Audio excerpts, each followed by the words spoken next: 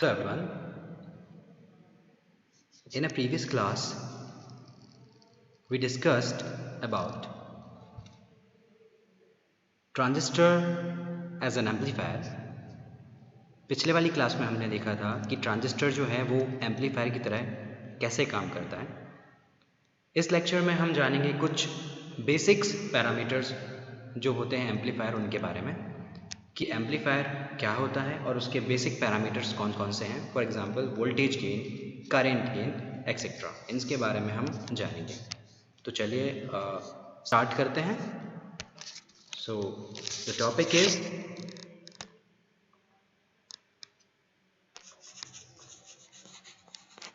Basic of amplifier.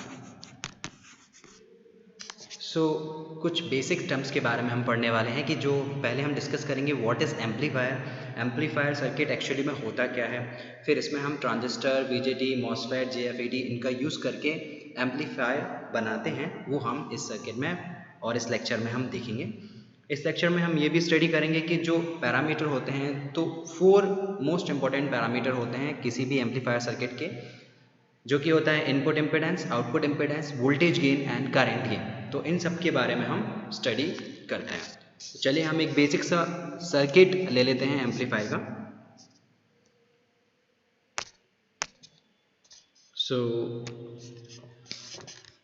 Amplifier का एक basic diagram हम लेते हैं। इंटरनल डायग्राम अभी हम छोड़ देते हैं, एक हम सीधा सिंपल ब्लॉक लेते हैं। Suppose this is a amplifier. This is a amplifier. Amplifier actually जो होता है वो 2 पोर्ट नेटवर्क की तरह काम करता है। नेटवर्क आप लोगों ने ऑलरेडी पढ़ लिया होगा, स्टडी चल रहा है आप लोगों का, नेटवर्क एक सब्जेक्ट है, उसमें आप पढ़ेंगे 2 पोर्ट नेटवर्क। 2 पोर्ट का मतलब होता है इसमें हमारे पास 2 पोर्ट होते हैं। ये जो पहला वाला आप पोर्ट देख पा रहे हैं, this is called the input port, ये वाला जो पोर्ट है, और ये जो पोर्ट है इसको हम बोलते हैं आउटपुट पोर्ट, या सिंपल लैंग्वेज में हम बोल सकते हैं जहाँ पे हम सप्लाई या सोर्स कनेक्ट करते हैं उसको हम ट्रीट करते हैं एज अ इनपुट पोर्ट की तरह, और जहाँ से हम आउटपुट लेते हैं उसको हम ट्रीट करते हैं एज अ आउटपुट पोर्ट की तरह। तो ये सिंपल हमारा एक एम्पलीफायर सर्किट का डायग्राम जो है वो हमने इस पर ड्रॉ किया है। ये हमारा डीसी सप्लाई है, डीसी सप्लाई हम क्यों देते हैं, क्यों इसका हम यूज़ करते हैं, अभी हम पढ़ेंगे कि इस डीसी सप्लाई का यूज़ क्या है। तो ये जो है ये बिल्कुल बेसिक डायग्राम है एम्पलीफायर का। Amplifier is a 2 port network, act करता है 2 पोर्ट नेटवर्क की जगह तरह, और 2 पोर्ट का मतलब मैंने आपको बता दिया, जिसमें कि 2 पोर्ट होते हैं, एक इनपुट पोर्ट और दूसरा आउटपुट पोर्ट। अब हम क्या करते हैं, इसमें हम एक एक्सटर्नल वोल्टेज सोर्स कनेक्ट करेंगे, मीन सप्लाई इसमें हम लगाएंगे इनपुट साइड, और आउटपुट साइड हम एक कोई भी लोड लगाएंगे।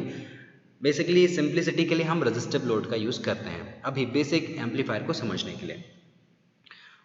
तो अभी हम जो वोल्टेज सोर्स लगाने वाले हैं, वोल्टेज सोर्स हमारे पास 2 टाइप का होता है, एक आइडियल वोल्टेज सोर्स आता है और सेकंड वन होता है वो प्रैक्टिकल वोल्टेज सोर्स होता है। तो आइडियल वोल्टेज सोर्स तो नॉर्मली हम कहीं यूज़ नहीं करते क्योंकि वो थ्योरेटिकल पोर्शन में होता है। तो जो प्रैक्टिकल वोल्टेज सोर्स होता है उसका इंटरनल रेजिस्टेंस हमें ड्रॉ करना पड़ेगा। So this is the internal resistance of the practical voltage source. मान लिया मैंने RS, तो RS जो है वो मेरा क्या है, internal resistance of this practical voltage source. ये जो मैंने एक प्रैक्टिकल वोल्टेज सोर्स बनाया है जिसको मैं लिखता हूँ यहाँ पे VS, तो VS क्या है, मेरा सोर्स वोल्टेज है, और RS जो है वो इसका इंटरनल रेजिस्टेंस है, क्योंकि जो हमारा प्रैक्टिकल वोल्टेज सोर्स होगा उसमें इंटरनल रेजिस्टेंस या हम इसको इंटरनल इम्पीडेंस भी बोलते हैं। तो ये तो हो गया हमारा इनपुट साइड, हमने एक सोर्स को लगा दिया, और आउटपुट साइड हम क्या करेंगे, आउटपुट साइड में हम एक रेजिस्टिव लोड कनेक्ट कर देंगे। तो ये हमारा एक RL जो है वो हमने इसमें कनेक्ट कर दिया, और ये जो आउटपुट में हमें इसके अक्रॉस का वोल्टेज मिलेगा इसको हम रिप्रेजेंट कर रहे हैं V0 से, ठीक है, ये V0 है, इसको हम रिप्रेजेंट करेंगे V0 से, ठीक है। V0 हमारे पास क्या है, आउटपुट वोल्टेज। तो अभी इस सर्किट में हमारे पास 2 वोल्टेज हैं, एक VS है जो कि इनपुट वोल्टेज है या सोर्स वोल्टेज हम जिसको बोल सकते हैं, और दूसरा हमारे पास आउटपुट वोल्टेज है जिसको हमने V0 से रिप्रेजेंट किया है। तो एक्चुअली डेफिनेशन क्या है, व्हाट इज द एम्पलीफायर? तो amplifier is a device which is used for boosting the power level of the input signal. अब ये सर्किट कब एम्पलीफायर कहलाएगा? ये सर्किट तब एम्पलीफायर कहलाएगा जब मेरा सपोज फॉर ये मेरा एक इनपुट सिग्नल है, इस इनपुट सिग्नल का नाम मेरा क्या है, वी एस इनपुट सिग्नल है। ये इसकी पॉजिटिव पीक वैल्यू Vm रहेगी और नेगेटिव पीक वैल्यू जो रहेगी वो -Vm रहेगी, और ये t के रिस्पेक्ट में बनाया मैं, Vs वर्सेस t। तो अगर ये मेरा जो है ये इनपुट सिग्नल है, this is called input signal, तो अगर मुझे आउटपुट में अगर ये सिग्नल मुझे एम्पलीफाई फॉर्म में मिल रहा है, मतलब ये इस तरीके से अगर मुझे सिग्नल मिल रहा है, तो इसको हम बोलेंगे कि ये एक्ट कर रहा है हमारा किसकी तरह, एज अ एम्पलीफायर की तरह काम कर रहा है। तो ये वाला सिग्नल मैंने आउटपुट वोल्टेज और टाइम के रिस्पेक्ट में ड्रॉ किया है। हम देख सकते हैं कि इनपुट में जो हमारा सिग्नल है वो बूस्टिंग होके अगर हमें आउटपुट में मिलता है, तभी हम इस सर्किट को बोलेंगे कि this is a amplifier circuit. अब इसकी कंडीशन क्या है कि ये सर्किट एम्पलीफायर की तरह कब एक्ट करेगा? तो अभी हमने बोला कि एम्पलीफायर जो डिवाइस होती है वो क्या करती है, सपोज मेरे पास पावर, एक इनपुट पावर है जिसको हम पी इन बोल रहे हैं, और दूसरे हमारे पास आउटपुट पावर है जिसको हम पी आउट बोल रहे हैं। तो नॉर्मली हमारा जो क्या होना चाहिए, हमारा पी आउट ग्रेटर देन होना चाहिए पी इन से।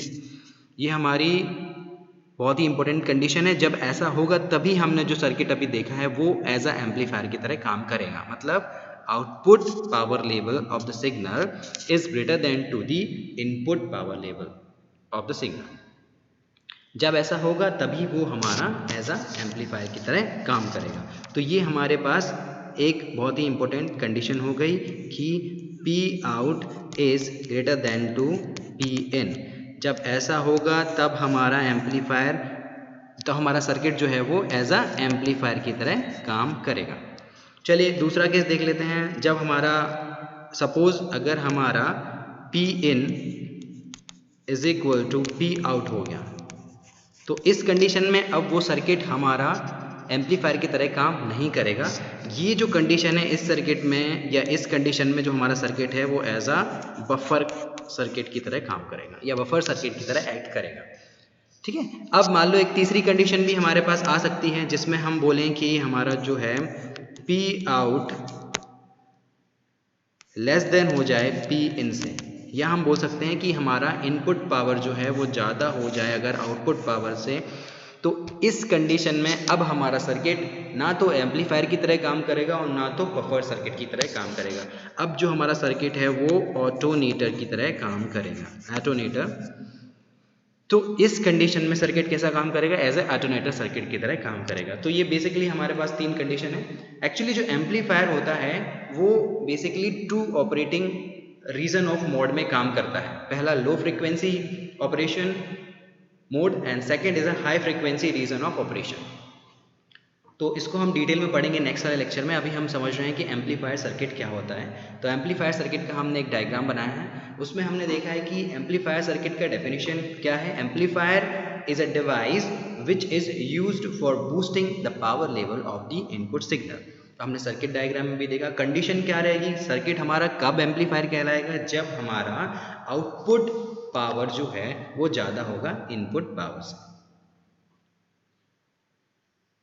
ठीक है। तो ये हो गया हमारा एम्पलीफायर। सेकेंड कंडीशन एम्पलीफायर के लिए क्या है, for the amplification generally we use BJT MOSFET and जेएफईटी।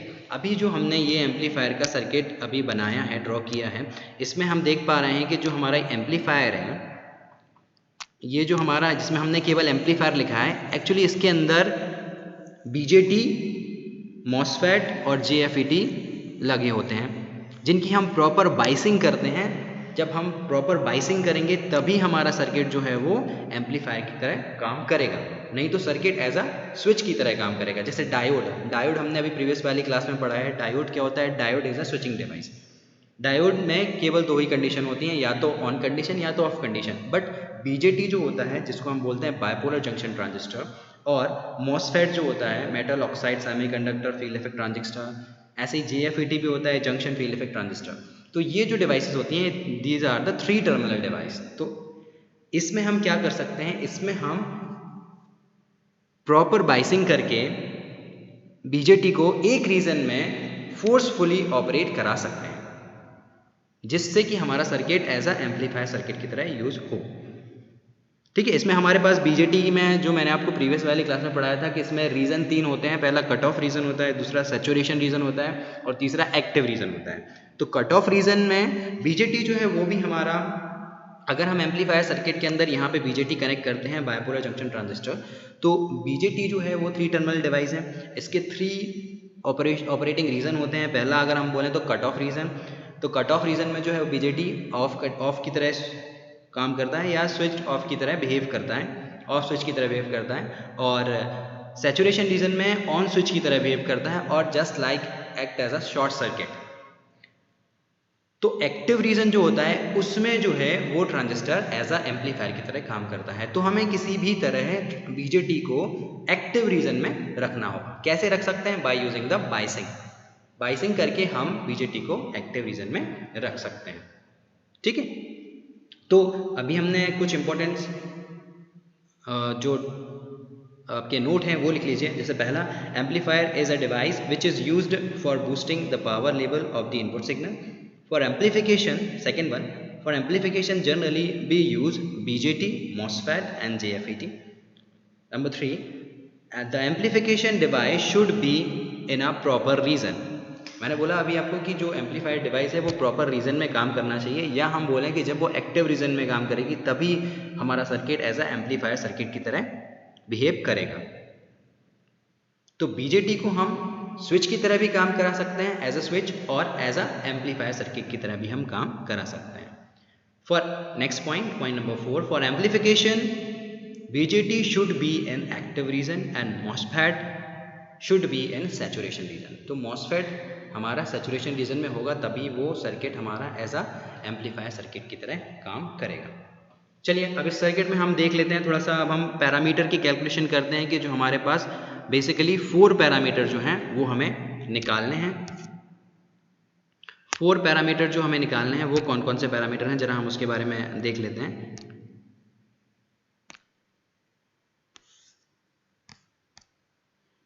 तो 4 पैरामीटर जो हैं वो हमारे होते हैं। सबसे पहले जो हमें कैलकुलेट करना होता है वो हमें कैलकुलेट करना होता है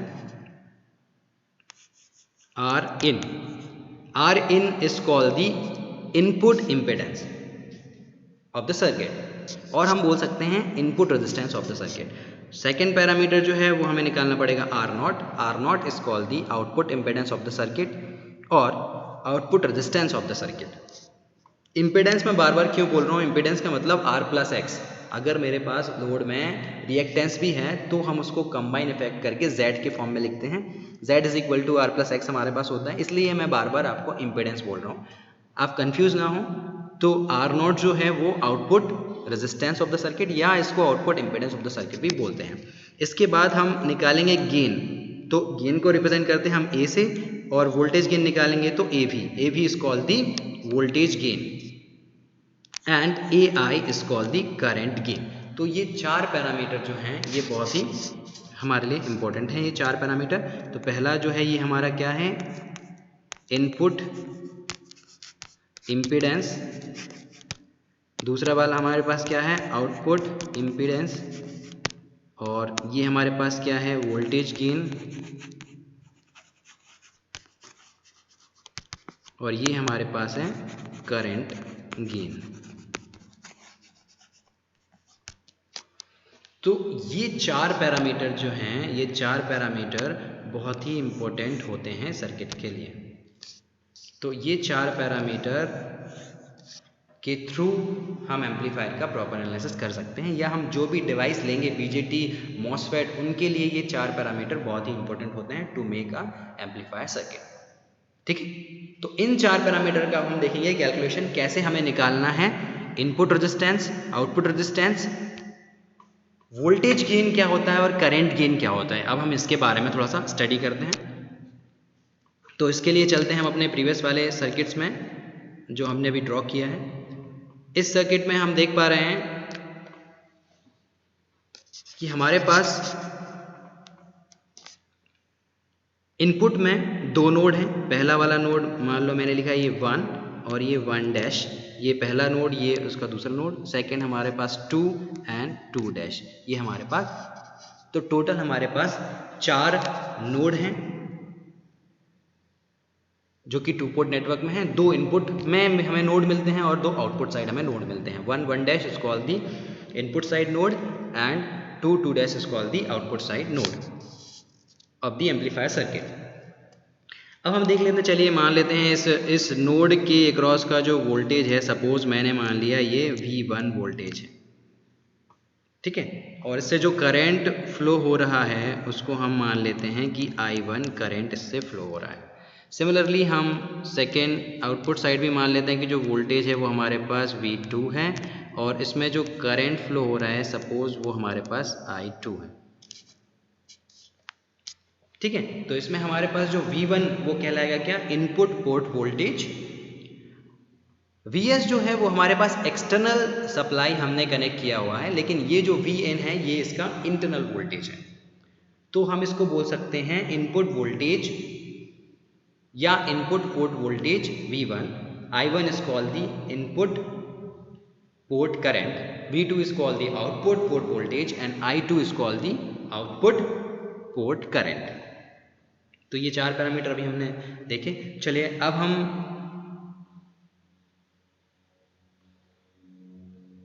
निकालते हैं कि व्हाट इज वोल्टेज गेन। तो हमारे पास यहाँ पे वोल्टेज जो है वो टोटल वोल्टेज या एक्सटर्नल वोल्टेज की बात करें, देखिए voltage gain, current gain, internal resistance and output resistance, ये सारे जो होते हैं ये 2 टाइप के होते हैं। जैसे फॉर एग्जांपल मैं बात करूं वोल्टेज गेन की, तो वोल्टेज गेन एक मेरा इंटरनल वोल्टेज गेन होगा और दूसरा मेरा एक्सटर्नल वोल्टेज गेन होगा, ठीक है। आपको बता देता हूं internal voltage gain and external voltage gain. For example चलिए अगर हम बात करते हैं AV की, तो AV जो होता है वो 2 टाइप का होता है। पहला होता है इंटरनल और दूसरा होता है हमारे पास एक्सटर्नल, ठीक है। Internal voltage gain and external voltage gain. Similarly हमारे पास करंट गेन भी 2 टाइप के होंगे, internal current gain and external current gain. Similarly input resistance as well as R0। तो ये सारे हमें internal as well as external form में निकालना है सर्किट का। तो चलिए सबसे पहले हम कैलकुलेट करते हैं वोल्टेज गेन को।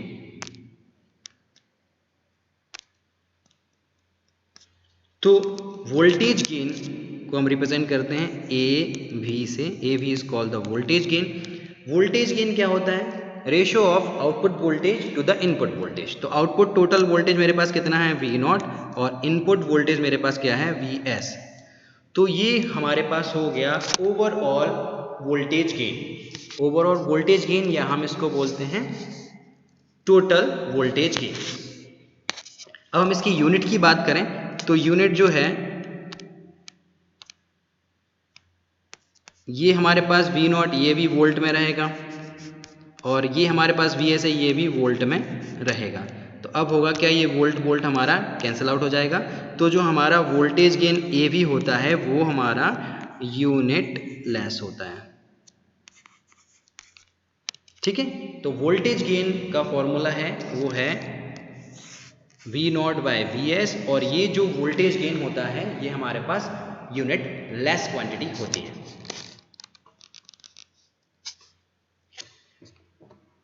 चलिए अब हम कैलकुलेट करेंगे इंटरनल इनपुट रेजिस्टेंस। तो इंटरनल इनपुट रेजिस्टेंस कैलकुलेट करने के लिए हमें सर्किट डायग्राम को फिर से देखना पड़ेगा। सर्किट डायग्राम की ओर चलिए हम चलते हैं। ये है हमारा सर्किट डायग्राम।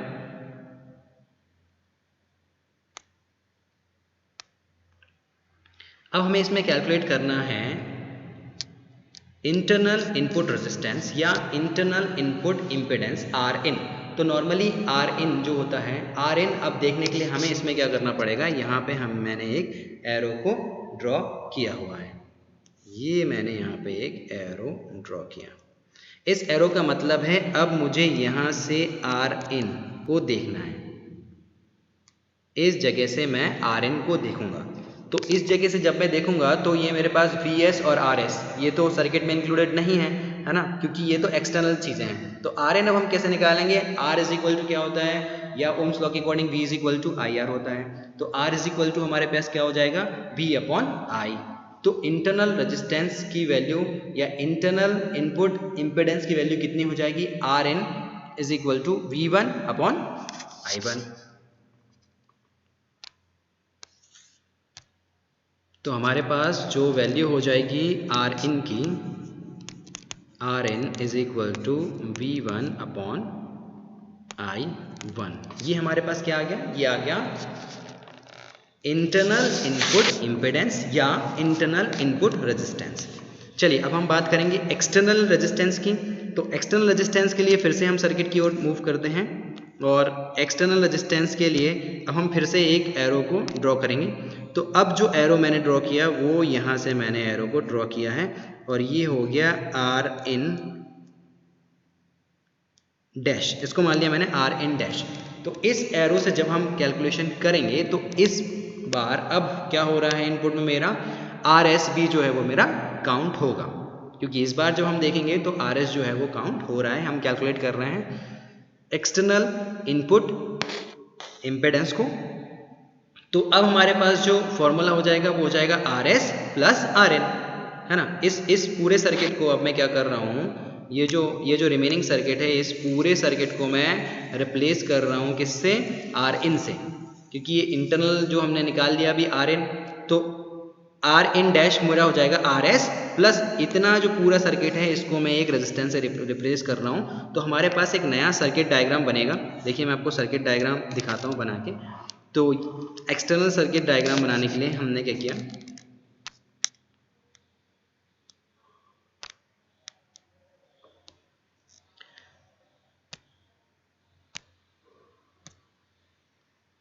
तो हमारे पास जो सर्किट हो जाएगा वो कैसा हो जाएगा, एक्सटर्नल के लिए एक्सटर्नल इनपुट इम्पीडेंस निकालने के लिए यहाँ हमारे पास एक सोर्स है जिसको हमने लिखा हुआ है यहाँ पे Vs, इसका एक रेजिस्टेंस है जिसको हमने लिखा हुआ है Rs या internal resistance of the source, और ये पूरा इसके बाद का जो सर्किट है इस पूरे सर्किट को मैंने रिप्लेस कर दिया एक रेजिस्टेंस Rin से, जो कि मैंने अभी निकाला हुआ है Rin। ठीक है, तो अब इस सर्किट डायग्राम से हम Rin डैश की वैल्यू निकाल सकते हैं। तो हमारे पास जो Rin डैश हो जाएगा, Rin dash is equal to क्या होगा, दोनों सीरीज में है तो Rs प्लस Rin, ये हमारे पास हो गया एक्सटर्नल इनपुट इम्पीडेंस। तो इनपुट साइड का भी हमने internal as well as external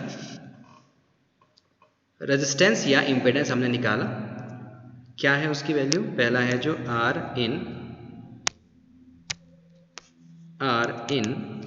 is equal to मैंने निकाला था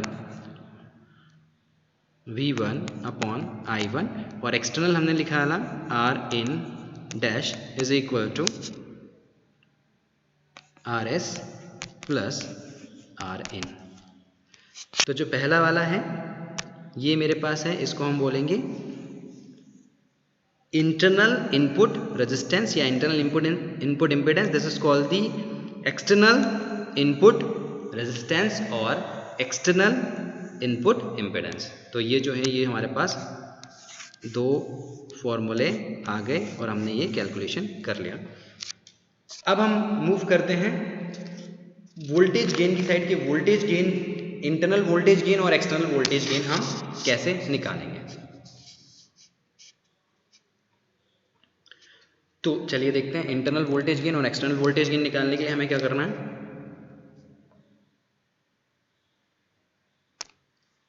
तो इंटरनल वोल्टेज गेन निकालने के लिए जो हमारे पास फॉर्मूला है वो है AV। वोल्टेज गेन हमें पता होता है कि आउटपुट अपॉन इनपुट। तो इंटरनल में हमारे पास वोल्टेज क्या है, इंटरनल में हम अगर वोल्टेज देखें तो हमारे पास है V2 और V1। ये देखिए यहाँ पे अगर हम देखेंगे तो यहाँ पे हमारे पास वोल्टेज है यहाँ पे V2 आउटपुट का, आप देख सकते हैं ये V2 आउटपुट का और ये Vn इनपुट का। तो हमारे पास इंटरनल क्या हो जाएगा, V2 upon V1।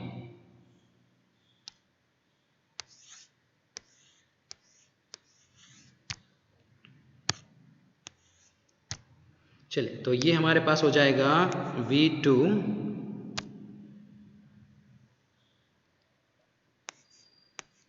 Upon V1। ये हमारे पास हो गया internal voltage gain. External voltage gain को हम रिप्रेजेंट कर रहे हैं AVS से रिप्रेजेंट कर दिया, क्योंकि VS मेरे पास सप्लाई है, सोर्स वोल्टेज है, तो एक्सटर्नल के लिए हम रिप्रेजेंट कर दिया AVS से। तो AVS का फॉर्मूला क्या हो जाएगा, आउटपुट वोल्टेज मेरे पास है V0 और इनपुट वोल्टेज हमारे पास है VS। तो ये हमारे पास हो गया पहला वाला जो हो गया, ये हमारे पास हो गया internal voltage gain of the circuit and this is called the external voltage gain of the circuit. अब हम इनमें रिलेशन निकालेंगे कि इंटरनल वोल्टेज गेन और एक्सटर्नल वोल्टेज गेन में कोई रिलेशन है, एक दूसरे पे डिपेंड करते हैं या नहीं करते हैं, ये हम देखते हैं। चलिए, इसके लिए हम थोड़ा सा चलते हैं प्रीवियस वाले सर्किट में जो हमने ड्रॉ किया था। इस सर्किट में हम वोल्टेज डिवीज़न रूल लगाएंगे और सपोज़ यहाँ पे मेरे पास जो यहाँ पे वोल्टेज है, मान लिया मैंने यहाँ पे जो मुझे प्लस माइनस जो वोल्टेज है, मान लिया मैंने वो यहाँ पे सपोज़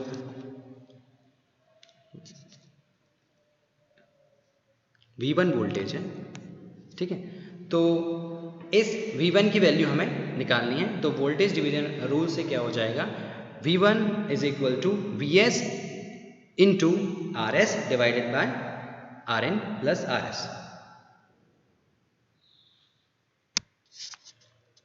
कैसे निकालेंगे V1, चलिए हम स्लाइड में देखते हैं।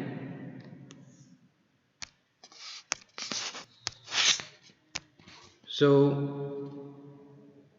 वोल्टेज डिवीज़न रूल लगाया हमने सर्किट में, तो उससे हमने निकाला the value of V1 is equal to VS into RN divided by RN plus RS। तो ये हमारे पास क्या आ गया, V1 की वैल्यू जो हमने सर्किट डायग्राम अभी देखा है उससे हमने निकाला V1 की वैल्यू। अब हम इसको थोड़ा सा सिंप्लीफाई कर देंगे, तो V1 divide by VS is equal to हमारे पास हो जाएगा RN divided by RN plus RS।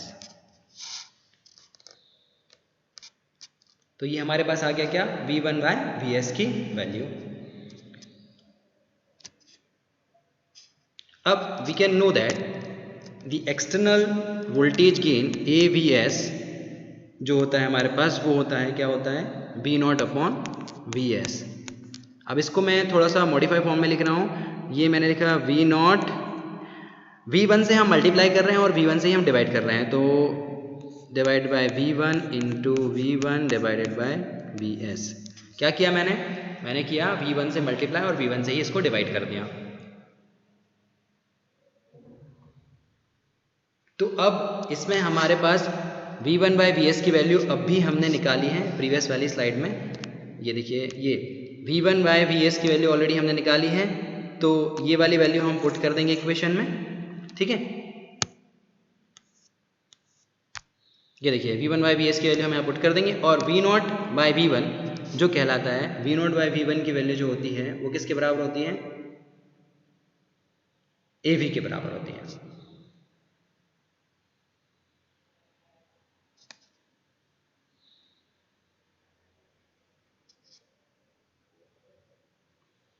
चलिए हम इसमें वैल्यू पुट कर देते हैं। सो हमारे पास जो रिलेशन आ जाएगा वो आएगा AVS is equal to AV, क्योंकि जो V0 बाय V1 होता है वो क्या होता है हमारे पास, AV means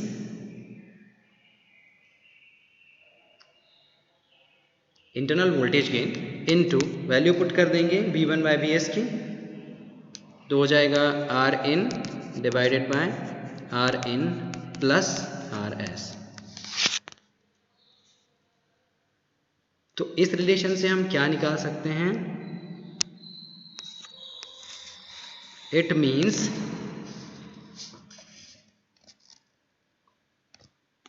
external voltage gain is less than equal to internal voltage gain। ये आपको बहुत ही अच्छे से नोट डाउन करना है। Means the external voltage gain depend on the internal voltage gain internal voltage gain जो होगा वो हमेशा बड़ा नंबर होगा और एक्सटर्नल वोल्टेज गेन जो होगा वो छोटा नंबर होगा। तो ये रिलेशन हम देख सकते हैं, मतलब external voltage gain of the circuit depend करता है इंटरनल वोल्टेज गेन पे। तो ये हमने वोल्टेज गेन निकाला, एक्सटर्नल और इंटरनल दोनों में हमने रिलेशन निकाला। चलिए अब हम निकालते हैं आउटपुट इम्पिडेंस और उसके बाद हम कैलकुलेट करेंगे करंट गेन। तो आउटपुट इम्पिडेंस जो होगा उसको हम रिप्रेजेंट करेंगे आर नॉट से। तो आर नॉट निकालने के लिए अब हमें फिर से सर्किट डायग्राम की ओर मूव करना पड़ेगा।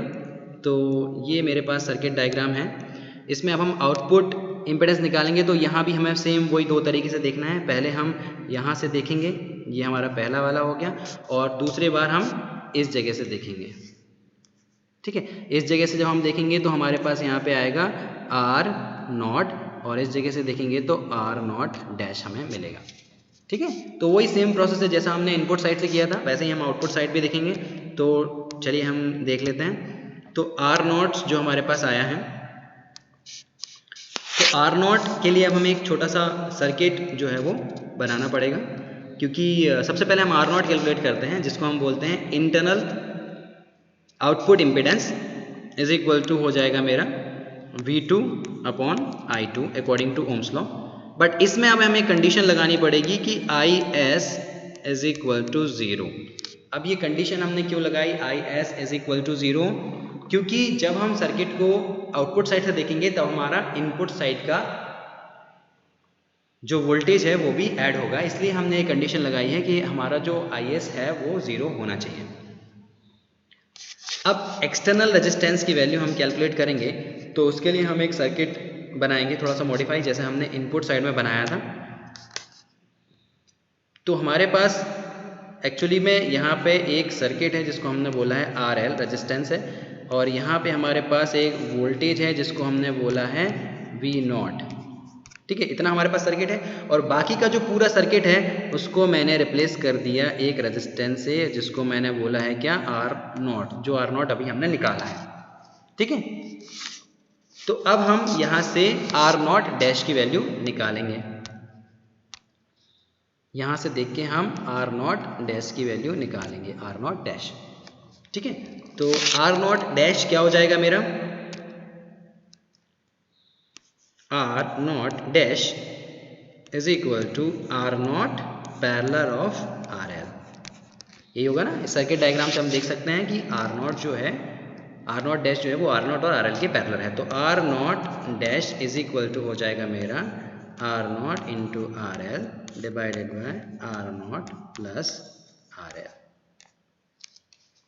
तो ये हमारे पास जो वैल्यू आ गई इसको हम बोलेंगे एक्सटर्नल और total output impedance of the circuit. चलिए अब फाइनली हम कैलकुलेट करते हैं करंट गेन। तो करंट गेन निकालने के लिए हमें पहले इंटरनल निकालना पड़ेगा, फिर एक्सटर्नल। तो हम देखते हैं कि इंटरनल करंट गेन रिप्रेजेंट करेंगे हम A मतलब गेन, I मतलब करंट। तो ये हमारे पास हो जाएगा I2 बाय I1।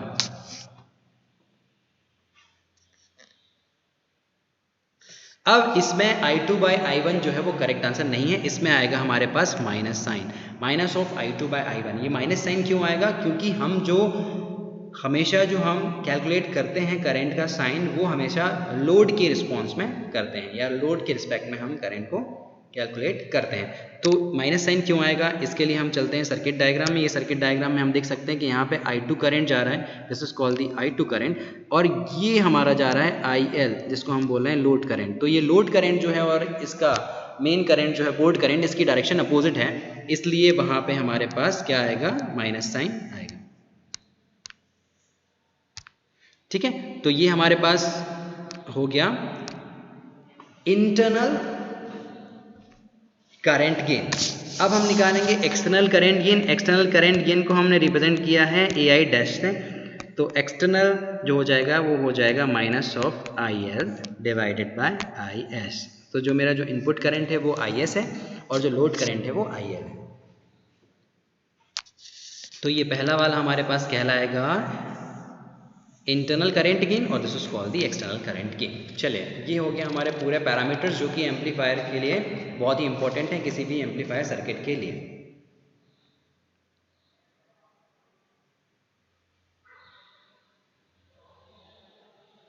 अब हम इसमें रिलेशन देखते हैं। तो रिलेशन बहुत ही सिंपल है कि अगर हम लोड साइड और सोर्स साइड में एक पैरेलल रेजिस्टेंस लगा दें तो इंटरनल करंट गेन और एक्सटर्नल करंट गेन जो है वो डिफरेंट हो जाएगा। तो चलिए इसको समराइज कर लेते हैं। अभी हमने क्या पढ़ा, अभी हमने जो स्टडी किया वो किया कि what is amplifier circuit, amplifier circuits क्या होते हैं या एम्पलीफायर सर्किट क्यों। हाँ, एक और चीज़ इसमें हमने अभी जो डीसी सप्लाई यहाँ पे लगा के रखी हुई है, इस डीसी सप्लाई का मेन यूज़ जो होता है, ये जो डीसी सप्लाई आप देख पा रहे हैं, इस डीसी सप्लाई का यूज़ होता है ये ट्रांजिस्टर मॉसफेट जो भी हमने एम्पलीफायर सर्किट में यूज़ किया है उसको प्रॉपर वाइसिंग में फोर्सफुली उस रीजन में रखता है। ये डीसी सप्लाई, इस डीसी सप्लाई का यूज़ हम करते हैं प्रॉपर वाइसिंग के लिए।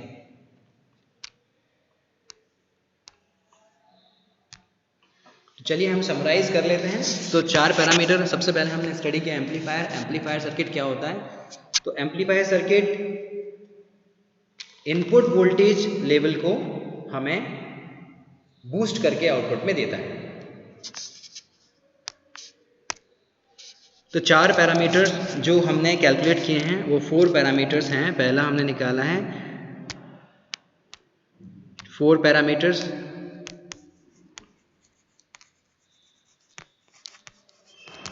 जो कि बहुत इंपॉर्टेंट है एम्पलीफायर सर्किट के लिए।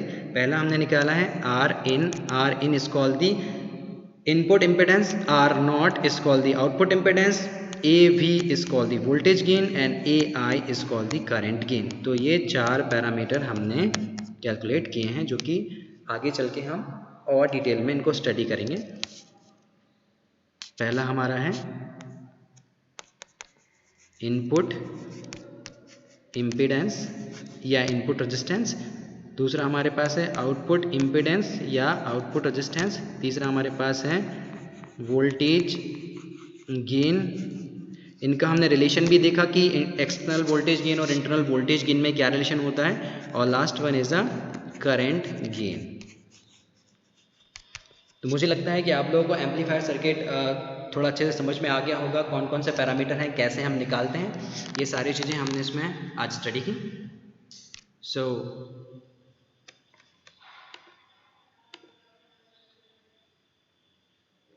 Next is references.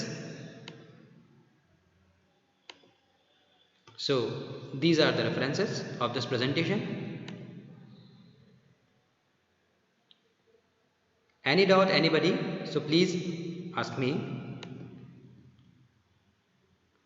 And thank you for watching this video.